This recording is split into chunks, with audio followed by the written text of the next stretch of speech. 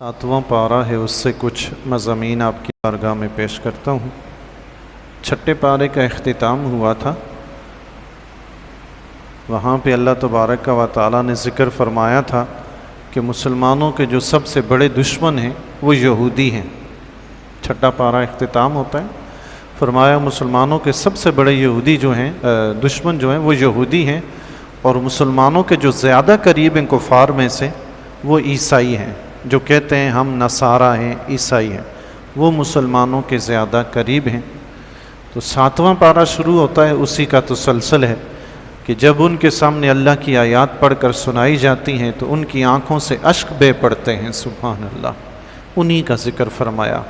इसका शान नुज़ूल मुफस्सिरीन किराम ने ये ज़िक्र फरमाया है कि जब कुफ़ार मक्का ने मुसलमानों पे जुल्म व सितम की इंतहा की, मुसलमानों ने हबशा की तरफ हिजरत की, तो वहाँ नजासी जो बादशाह था उसके पास जाकर पनाह ली। तो कुरैश मक्का ने मुसलमानों का पीछा किया, वहाँ जाकर मुसलमानों के ख़िलाफ़ शिकायत की कुरैश मक्का ने नजाशी के पास। तो उन्होंने ये शिकायत की कि ये ईसा अलैहिस्सलाम के बारे में अकीदा अच्छा नहीं रखते। तो उसने कहा कि उनको बुलाओ, मैं उनकी बात सुनूं, वो क्या अकीदा रखते हैं। तो मुसलमानों को वहाँ बुलाया गया। हज़रत जाफ़िर बिन अबी तालिब रदी अल्लाह तआला अन्हु, हज़रत अली रदी अल्लाह तआला अन्हु के भाई, वो नजाशी के दरबार में आए और दीगर जितने भी मुसलमान थे वो सब हाज़िर हुए। तो बादशाह ने कुछ सवाल जवाब किए हज़रत ईसा अलैहिस्सलाम के मुतल्लिक़। तो आपने फरमाया कि हमें हुज़ूर अलैहिस्सलाम ने ये बताया है कि ईसा अलैहिस्सलाम अल्लाह के बंदे कलिमतुल्लाह और रूहुल्लाह हैं, जो हज़रत मरियम रदी अल्लाह तआला अन्हा से बग़ैर बाप के पैदा हुए हैं। तो नजाशी ने जब ये बात सुनी, ज़मीन से एक तिनका उठाया और उठाकर कहने लगा कि आपके पैगंबर ने जो आपको ईसा अलैहिस्सलाम के बारे में बताया वो इस जितना भी गलत नहीं, सब हक़ है और सच है। सुभान अल्लाह। फिर कहने लगा कि अच्छा, जो आपके नबी पे जो वही नाजिल हुई है उसमें से कुछ मुझे पढ़ के सुनाओ। तो हज़रत जाफ़िर बिन अबी तालिब रदी अल्लाह तआला उन्होंने सूरह मरियम की इब्तदाई आयात तिलावत फरमाई। तो जब सूरह मरियम की इब्तदाई आयात तिलावत फरमाई, नजाशी जो बादशाह था और उसके दरबार में जो दीगर ईसाई आलिम थे, उन्होंने जब सुनी कुरानी आयात तो उन सब की आँखों से आंसू बह पड़े। सुभान अल्लाह, कुरान की आयात सुनकर आँखों से आंसू बह पड़े। अल्लाह करे कोई ऐसा दिल रब हमें भी नसीब फरमाए कि कुरान सुने तो अश्क बार हो जाए हैं। सुभान अल्लाह। अल्लामा इकबाल के बारे में आता है, उस्ताज़ मुकर्रम ने वाक़या सुनाया था सबक के दौरान। फरमाते हैं अल्लामा इकबाल के पास उनके दोस्त ने अपना बेटा ट्यूशन पढ़ाने के लिए छोड़ा। पहले तो मना करते रहे, लेकिन बाद में उन्होंने उसको ट्यूशन पढ़ाने की इजाज़त दे दी। तो पहले दिन बच्चा आया तो सीधा दरवाज़ा खटखटाए बग़ैर डायरेक्ट उनके पास अंदर चला गया। तो आपने उसको पहले दिन रोक के फरमाया, बेटा घर में दाखिल होने की ये आदाब नहीं है, आज आपका सबक ये है, आइंदा जब भी आओगे दरवाज़े पे दस्तक दोगे, दरवाज़ा खुलेगा, फिर अंदर आओगे। तो अब वो बच्चा रोज़ाना दरवाज़े पे दस्तक देता तो काफ़ी देर उसको इंतज़ार करनी पड़ती, काफ़ी देर के बाद दरवाज़ा खुलता। बच्चे होते हैं तो उनके जहन में शकूक व शुबात पैदा होते हैं कि भाई ये देर से क्यों दरवाज़ा खुलता है। बच्चे तो बच्चे, बड़ों के जहनों में भी आ जाते हैं जी। आज बच्चों से ज़्यादा बड़े जहन ख़राब कर लेते हैं। उस बच्चे ने कहा ये देर से दरवाज़ा क्यों खुलता है, आज जाऊंगा तो बग़ैर दस्तक के दरवाज़ा खोलूंगा। वो बच्चा अपना सबक भूल गया कि दस्तक दे के आना है। तो एक दिन गया तो उसने फिर बग़ैर दस्तक दिए सीधा धड़ाम से दरवाज़ा खोला। उसने कहा अंदर शायद कोई होगा जो गपशप लगा रहे होंगे। अल्लामा इकबाल साहब, मैं आता हूँ, उसको छुपाते हैं तो फिर मुझे बुलाते हैं। तो अंदर जब वो बच्चा जब अंदर गया ना, उसने जो अंदर का मंज़र देखा, अल्लामा इकबाल रहमतुल्लाह ताला अलैह के सामने रहल में कुरान खुला हुआ है और उनकी आँखों से आंसू बह रहे हैं। सुभान अल्लाह, कुरान की तिलावत हो रही है। सुभान, जो इस तरह कुरान को पढ़ते हैं कुरान उनके दिलों में भी उतरता है। हमारे उलमाए किराम, उलमाए अहले सुन्नत, अल्लामा इकबाल रहमतुल्लाह अलैह को कलंदर लाहौरी कहते हैं। कलंदर लाहौरी, उनके और भी काफ़ी सारे वाक़यात हैं। उनका कलाम अगर पढ़ें तो बंदा मोमिन के अंदर ईमान ताज़ा कर देता है, रोंगटे खड़े हो जाते हैं पढ़ के। بہرحال ان کی زندگی کے ادوار مختلف ادوار ہیں ان کے. یہ بات مجھے ویسے یاد آ گئی اس سے کہ وہ جب نجاشی کے سامنے اس کے دربار میں قرآن کریم کی آیات تلاوت کی گئی تو ان لوگوں کی آنکھوں سے آنسو بہہ پڑے. سبحان اللہ. قسم کا کفارہ اور قسم کے متعلق اللہ تعالیٰ نے ذکر فرمایا. یاد رکھیے بس اوقات ہم جلد بازی میں قسم تو کھا لیتے ہیں کہ ہم ایسا نہیں کریں گے، لیکن پھر اس قسم کو پورا نہیں کر پاتے. پہلی بات تو یہ ہے کہ بندے کو قسم کھاتے ہوئے انتہائی احتیاط کرنی چاہیے. قسم کھانی ہی نہیں چاہیے، رب کے نام کی قسم کھانی ہی نہیں چاہیے. جب قسم کھا لی تو پھر اس کے نام کی قدر کی جائے، بس پھر ڈٹ جائے. ہاں الا یہ کہ اب قسم ایسے کام کی کھائی کہ شریعت کہتی ہے کرو اور قسم کھا لی کہ میں نے نہیں کرنا، تو اب شریعت کا حکم یہ ہے کہ قسم توڑو، کفارہ ادا کرو، جو شریعت نے کرنے کا حکم دیا ہے وہ کرو. مثال کے طور پہ کسی نے قسم کھا لی میں چچا کے گھر نہیں جاؤں گا، قطع تعلقی ہے، بس آئندہ کبھی نہیں جاؤں گا میں، یا خالہ کے گھر، پھوپھی کے گھر. حالانکہ اسلام تو کہتا ہے صلہ رحمی کرو، اور قطع رحمی کرنے والے کے لیے تو جنت ہے ہی نہیں. تو اب شریعت کا حکم ہے کہ یہ کام کرنا ہے، اور جذبات میں آ کے قسم کھا لی کہ میں نہیں کروں گا. اب حکم یہ ہے کہ قسم توڑے اور کفارہ ادا کرے. یہ میں نے ایک مثال دی ہے، اس کے علاوہ کئی اور دوسرے بھی کام ہوتے ہیں. بندہ مومن غلطی میں قسم کھا بیٹھتا ہے، تو اب ایسا کام شریعت جس کے کرنے کا تقاضا نہیں کرتی، شریعت اس کو کرنے نہ کرنے کا اختیار دیتی ہے، تو پھر ایسے کام میں قسم نہ توڑے، اس کام کو پورا کرے. پھر بھی خدا نہ خواستہ اگر قسم توڑ دی، مجبوراً وہ کام کرنا پڑا اور قسم توڑ دی، تو پھر اس کے لیے حکم یہ ہے کہ وہ قسم کا کفارہ ادا کرے. 10 مسکینوں کو کھانا کھلائے، یا ان 10 مسکینوں کو کپڑے دے، یا ایک غلام آزاد کرے. ان تینوں کاموں میں سے کوئی نہ کر سکتا ہو تو 3 دن کے روزے رکھے. 3 دن کے روزے رکھے. اور روزے رکھنے کا طریقہ یہ ہے کہ 3 دن مسلسل رکھنے. ایک دن روزہ رکھا، دوسرے دن رکھا، تیسرے دن نہیں رکھ سکا، تو جب دوبارہ روزہ رکھے گا پھر سے شروع کرے گا 1 2 3. پھر ایک روزہ رکھا، پھر نہیں رکھ سکا، پھر دوبارہ شروع کرنے، پھر 1 2 3. 3 روزے مسلسل رکھنے. جب مسلسل رکھ لیے تب قسم کا کفارہ پورا ہوگا. تو یہ کوئی مذاق چیز نہیں ہے. ایسی قسم جو بلا وجہ خواہ مخواہ فضول، جو عام لوگ 2 قسم، ایک قسم تو یہ ہے کہ زمانہ مستقبل میں انسان یہ قسم کھاتا ہے کہ میں یہ کام نہیں کروں گا. یہ قسم تو پکی قسم کہلاتی ہے. اس کے نہ کرنے سے یا اس کے توڑنے سے کفارہ لازم آئے گا، اس کا حکم یہ ہے. دوسری قسم یہ ہوتی ہے زمانہ ماضی میں کوئی کام ہوا ہے یا نہیں ہوا، بندے کو پتہ ہے کہ یہ کام اس طرح ہوا تھا، لیکن وہ قسم کھا کے اس کے الٹ بتاتا ہے، جان بوجھ کر جھوٹ بولتا ہے. یہ جھوٹی قسم بہت سخت گناہ ہے، بہت سخت گناہ ہے. اس کے علاوہ جو قسمیں عام باتوں میں قسم کھا لی، خواہ مخواہی قسمیں کھاتے رہتے ہیں، تو ان کو لغو کہتے ہیں، فضول قسمیں کہتے ہیں. ان کو کوئی حیثیت نہیں ہے سوائے اس کے کہ اللہ کے نام کی قدر نہیں ہوتی. ایسے بندے کو توبہ و استغفار کرنی چاہیے. تو رب نے فرمایا لغو قسموں میں اللہ تمہاری پکڑ نہیں فرماتا. کچھ لوگوں کی عادت ہوتی ہے بات کرتے ہی قسم کھاتے رہتے ہیں، ایسے ہی قسم سے ایسا ہوا، قسم سے ویسا ہوا، خواہ مخواہ قسمیں کھاتے رہتے ہیں. یہ لغو قسم کہلاتی ہے. اللہ نے فرمایا اس پہ اللہ تمہاری پکڑ نہیں کرتا. البتہ جو پکی قسم، جو یمین منعقدہ کہلاتی ہے کہ آئندہ کرنے یا نہ کرنے کی آپ نے قسم کھائی ہے، اس پہ اللہ کی طرف سے سخت پکڑ ہے. قسم توڑی تو کفارہ دے گا. بت اور شراب اور جوا اللہ تعالیٰ نے فرمایا یہ شیطانی کام ہے، ان سے بچو. حالت احرام میں شکار کرنے کی ممانعت فرما دی. بحری شکار جائز، اور بحری کے علاوہ جو خشکی کے جتنے بھی شکار ہیں وہ سب ناجائز. اگر کوئی شکار احرام باندھ لیا ہے، احرام باندھنے کی حالت میں اب اگر کوئی شکار کرے گا تو وہ اس کا کفارہ بھی ادا کرے گا. فضول سوالات سے بچو. اچھا ایک چیز عرض کروں جی، ہر بندے کی اپنی فیلڈ ہوتی ہے، اپنا شعبہ ہوتا ہے. ہر شخص کو اپنے شعبے سے کام رکھنا چاہیے. خواہ مخواہ کے سوالات، خواہ مخواہ کا الجھاؤ، یہ اچھی چیز نہیں ہے.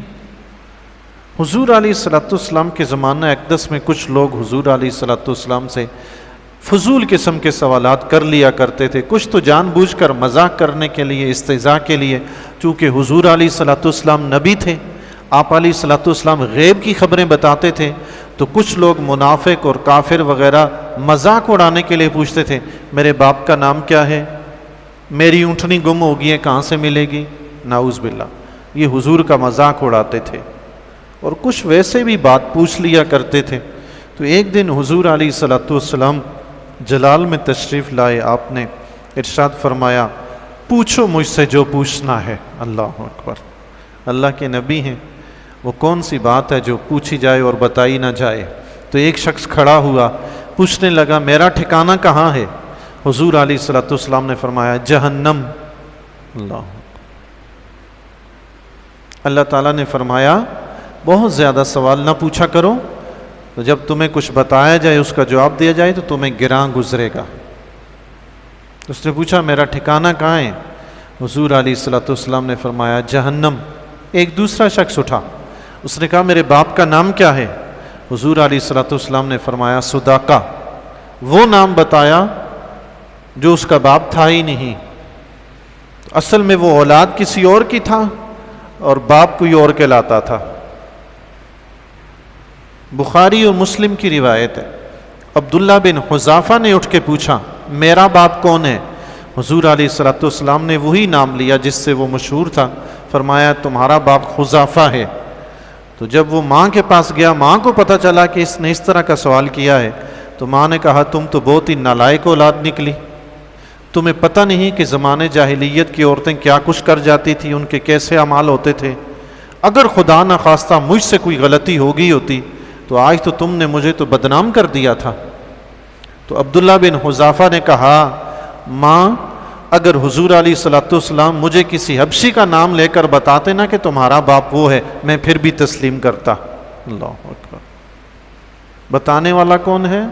حضور علیہ الصلوۃ والسلام۔ حضور علیہ الصلوۃ والسلام کبھی جھوٹ نہیں بتاتے۔ اب یہ بتائیں جی اولاد کس کی ہے؟ یہ ماں کے سوا باپ کو بھی پتہ نہیں ہوتا۔ اولاد کس کی ہے؟ یہ ماں کو ہی پتہ ہوتا ہے، لیکن حضور علیہ الصلوۃ والسلام بتا رہے ہیں کہ تمہارا باپ فلاں ہے، تمہارا فلاں ہے۔ کہاں حضور علیہ الصلوۃ والسلام کا علم ہے؟ اللہ کی عطا ہے، سبحان اللہ۔ تو اللہ تعالیٰ نے فرمایا فضول قسم کے سوالات وغیرہ نہ کیا کرو۔ حضرت عیسیٰ علیہ السلام اور حضرت مریم رضی اللہ تعالیٰ عنہ پر انعامات جو اللہ تعالیٰ نے فرمائے ان کا ذکر فرمایا۔ عیسیٰ علیہ السلام سے رب نے فرمایا کہ روح القدس کے ذریعے آپ کی مدد کی گئی ہے۔ مفسرین نے لکھا کہ حضرت روح القدس حضرت جبریل علیہ السلام کو کہتے ہیں۔ حضرت جبریل علیہ السلام ہر وقت عیسیٰ علیہ السلام کے ساتھ ساتھ رہتے تھے۔ جھولے میں بچپن میں پیدا ہوتے ہی جھولے میں آپ نے بات کی تو رب نے فرمایا یہ بھی تمہیں نعمت عطا فرمائی، سبحان اللہ۔ کتاب و حکمت کی نعمت، کتاب و حکمت آپ کو سکھائی، اللہ تعالیٰ نے تورات و انجیل سکھائی۔ پھر پرندوں کا ذکر ہے کہ اللہ تعالیٰ نے عیسیٰ علیہ السلام کو یہ معجزہ عطا فرمایا، مٹی سے اٹھا کر ہمارے ہاں بچے بھی، ہم بھی بچپن میں مٹی سے کھیلتے تھے، کبھی کیا چیز بنا لی، کبھی کیا چیز بنا لی۔ عیسیٰ علیہ السلام جب بناتے تھے مٹی سے پرندہ، اس میں پھونک مارتے تھے، اللہ کے فضل سے وہ پرندہ جاندار بن کے اڑنے لگتا تھا، سبحان اللہ۔ اللہ کے نبی ایسے ہوتے ہیں جو مٹی سے جاندار چیز بنا لیتے ہیں، سبحان اللہ۔ آپ کی سائنس یہاں تک تو نہیں پہنچی ہوگی، سیل وغیرہ ڈال کے بیٹری وغیرہ سے یہ کھلونے وغیرہ تو چارج کر کے چلا لیتے ہیں، لیکن حقیقتاً کوئی چیز بنا ڈالیں ایسا نہیں کر سکتے، یہ اللہ کے نبی کر سکتے ہیں، سبحان اللہ۔ حضرت عیسیٰ علیہ السلام پر یہ بھی اللہ کا کرم تھا کہ آپ مردہ زندہ فرماتے تھے، اللہ نے یہ بھی معجزہ عطا فرمایا، کوڑ کے مریضوں کو شفا یاب کر دیا کرتے تھے، سبحان اللہ۔ یہ ایسا مرض ہے جس کا دنیا میں علاج ہی نہیں ہے، چونکہ حضرت عیسیٰ علیہ السلام کے زمانے میں علم طب بڑے عروج پہ تھا، بڑے بڑے ماہر حکیم تھے، انہیں اپنی حکمت پہ بڑا ناز تھا، اللہ نے نبی ایسے بھیجے ان کی ساری حکمت پیچھے رہ گئی، سبحان اللہ۔ کوڑ کے مریضوں کا علاج نہیں کر سکتے تھے، عیسیٰ علیہ السلام انہیں بھی شفا یاب کر دیتے۔ اچھا ڈاکٹر ہر بیماری کا علاج کر لے، ہو سکتا ہے کر لے ہر قسم کی بیماری کا، لیکن ڈاکٹر کبھی کسی مردے کو زندہ نہیں کر سکتا. جو ڈاکٹر مردے کو زندہ کرتا ہے وہ اللہ کا نبی ہوتا ہے. سبحان اللہ کے نبیوں کے یہ کام ہے. اللہ تعالیٰ نے فرمایا عیسیٰ علیہ السلام کے بارے میں تکلم الناس فی المہد وکہلا، تم نے جھولے میں لوگوں سے بات کی ہے اور کہولت کی عمر میں بھی لوگوں سے بات کرو گے. یہ 35-40 سال کی بعد کی عمر کہولت کراتی ہے، کہلن. تو اس سے علماء کرام نے ثابت کیا ہے کہ عیسیٰ علیہ السلام 33 برس کی عمر میں اٹھا لیے گئے تھے. یہودیوں کا تو یہ کہنا ہے نا انہوں نے قتل کر دیے، نعوذ باللہ من ذالک. تو اگر انہوں نے قتل کر دیے تو قرآن تو کہہ رہا ہے کہ بڑھاپے کی عمر میں بھی آپ لوگوں سے بات کریں گے. تو بڑھاپا تو آپ پہ آیا ہی نہیں تھا، آپ تو جوانی میں ہی دنیا سے چلے گئے. تو بڑھاپا تو آیا ہی نہیں ابھی. مرزا قادیانی صاحب اس کا کوئی جواب نہیں دے سکتے. تو بڑھاپا عیسیٰ علیہ السلام پہ آئے گا کب؟ جب حضرت امام مہدی رضی اللہ تعالیٰ عنہ دنیا میں تشریف لا چکیں گے، وہ ظاہر ہو جائیں گے، دجال آ جائے گا، اس کے بعد عیسیٰ علیہ السلام تشریف لائیں گے. 33 سال کی عمر میں نوجوان ہوں گے عیسیٰ علیہ السلام. 33 سال کی عمر میں دنیا میں تشریف لائیں گے، بڑھاپا پائیں گے، کہولت کی عمر میں لوگوں سے بات کریں گے، پھر دنیا سے رخصت ہوں گے. سبحان اللہ. یہ بھی اللہ کی آپ پہ نعمت ہے. جوانی میں اٹھا لیا، واپس جوانی میں بھیجا جائے گا. سبحان اللہ. اللہ اکبر. عیسیٰ علیہ السلام سے رب کائنات نے ارشاد فرمایا کہ قیامت کے دن عیسیٰ علیہ السلام کے متعلق چونکہ عیسائی یہ عقیدہ رکھتے ہیں کہ عیسیٰ علیہ السلام اللہ کے بیٹے ہیں اور خدا ہیں، تو قیامت کے دن رب کائنات عیسیٰ علیہ السلام سے پوچھے گا، اے عیسیٰ مجھے بتاؤ کیا تم نے یا تمہاری ماں نے ان سے کہا تھا کہ تم خدا ہو؟ اس وقت تو عیسیٰ علیہ السلام رب کی بارگاہ میں عرض کریں گے، مولا تو جانتا ہے ہم نے تو ایسا کچھ نہیں کہا. یہ بات صرف عیسائیوں کو شرمسار کرنے کے لیے پوچھی جائے گی کہ جب اللہ کے نبی نے تمہیں نہیں کہا تو تم نے کہاں سے گڑھ لیا کہ یہ اللہ کے بیٹے اور خدا ہیں. اللہ.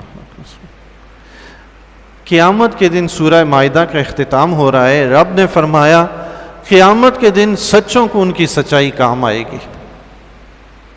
سچے بیچارے اکثر دنیا میں آپ دیکھیں جی، یقین جانیں اکثر عموماً ایسا ہوتا ہے سچ بولنے والا بندہ بڑی پریشانیاں اٹھاتا ہے. جتنا دیانتدار ایماندار شخص ہوگا دنیا میں نا جی بڑی پریشانیاں اٹھاتا ہے. کوئی مسئلہ نہیں، جب بڑا مشکل وقت آئے گا اس وقت کامیابی اسی کو ملے گی. سبحان اللہ. سچے کو، امانت دار کو، ایماندار کو. دنیا مشکل گزری لیکن جو سب سے مشکل وقت آئے گا وہ وقت اس کا ہوگا، پھر اس وقت مزے کریں. سبحان اللہ. سورۃ الانعام کا آغاز ہو رہا ہے. اللہ تبارک و تعالیٰ نے شروع میں ہی اپنی قدرت کا اظہار فرمایا ہے زمین و آسمان کی پیدائش سے. تو رب کائنات نے ساتھ ہی گزشتہ قوموں کی ہلاکت اور بربادی کا ذکر فرمایا ہے. یہودیوں کا مطالبہ تھا کہ کوئی لکھی ہوئی کتاب آسمان سے نازل ہو، ہم اپنی آنکھوں سے دیکھیں تو پڑھیں، یا کوئی فرشتہ آسمان سے نازل ہو جو ہم دیکھیں اس کو، وہ کتاب لے کر آئے. تو رب کائنات نے فرمایا اگر ہم ان کے پاس فرشتے کو بھیجیں بھی، یا تو وہ فرشتہ اپنی اصلی شکل میں آئے گا تو یہ دیکھ نہیں سکیں گے، یا انسانی شکل میں آئے گا اس کو بشر بنا کے بھیجا جائے گا. بشر بنا کے بھیجیں گے تو انہوں نے پھر یہی کہنا ہے کہ یہ تو ہماری طرح بشر ہے. تو نازل کرنے کا فائدہ کیا ہے؟ یہ وہ قوم ہوتی ہے جو ماننا نہیں چاہتی، پھر وہ ہزار حیل و حجت کرتی ہے. کبھی یوں ہو جائے تو یوں ہو جائے، یوں ہو جائے تو.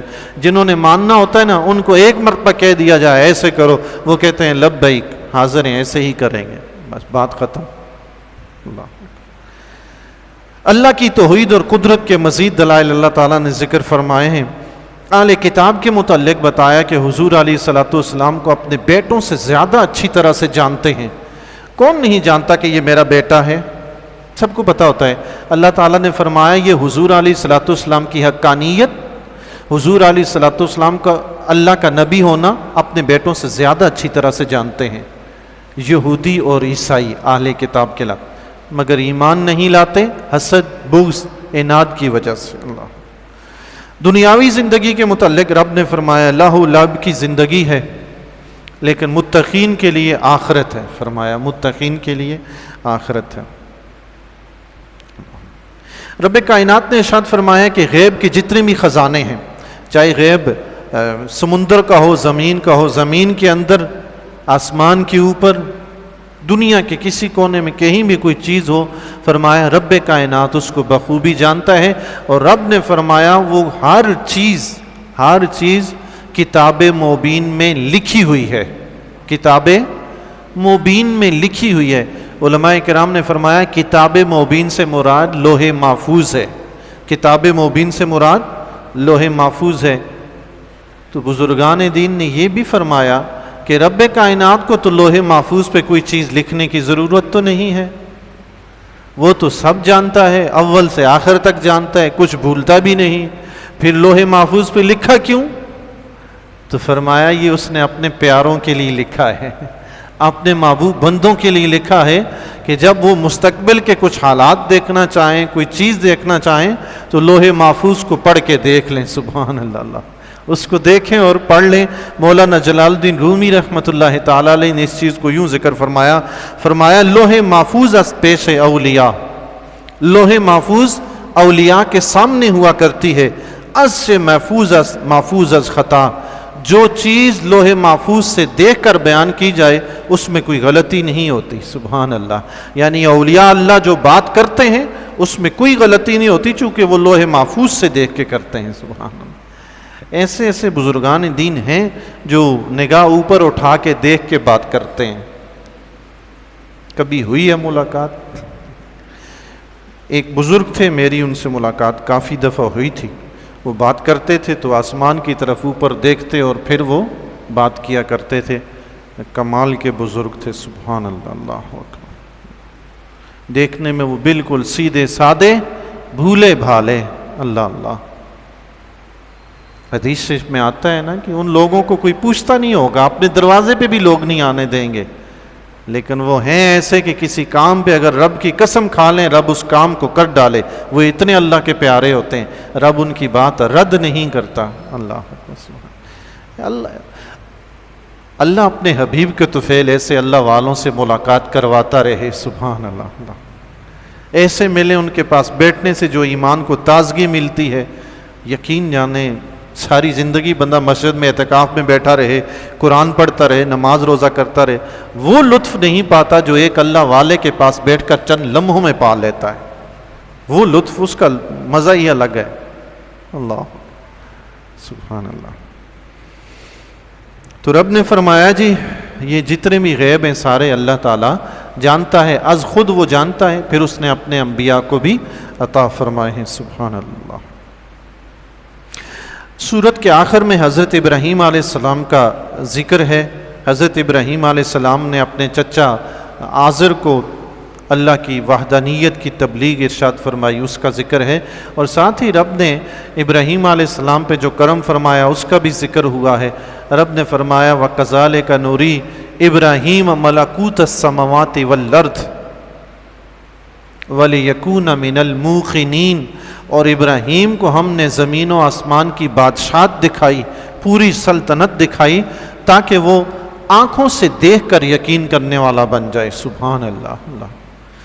ہم یقین کرتے ہیں کس بات سے؟ اللہ کے نبی نے فرمایا اللہ ہے تو یقین کرتے ہیں، اللہ کے نبی نے فرمایا جنت ہے، جہنم ہے، قبر ہے، عذاب قبر ہے، یہ ہے، وہ ہے، اللہ کے نبی نے بتایا تو ہم یقین کرتے ہیں۔ لیکن اللہ تعالیٰ نے ابراہیم علیہ السلام کے بارے میں فرمایا ان کو یہ سب کچھ دکھا دیا تاکہ آنکھوں سے دیکھ کر یقین کریں۔ سبحان اللہ۔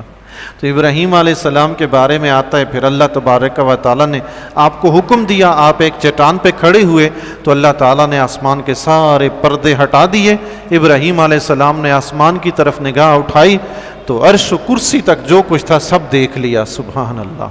اور پھر رب کائنات نے زمین کے پردے ہٹائے تو ابراہیم علیہ السلام نے جب زمین تک نگاہ دوڑائی تو تخت الثری تک جتنی بھی چیزیں تھیں سب کو ابراہیم علیہ السلام نے دیکھ لیا۔ سبحان اللہ۔ تو ابراہیم علیہ السلام سے یہ زمین و آسمان میں کچھ پوشیدہ نہ رہا، مگر اللہ تبارک و تعالیٰ کو وہ بھی نہیں دیکھ سکے۔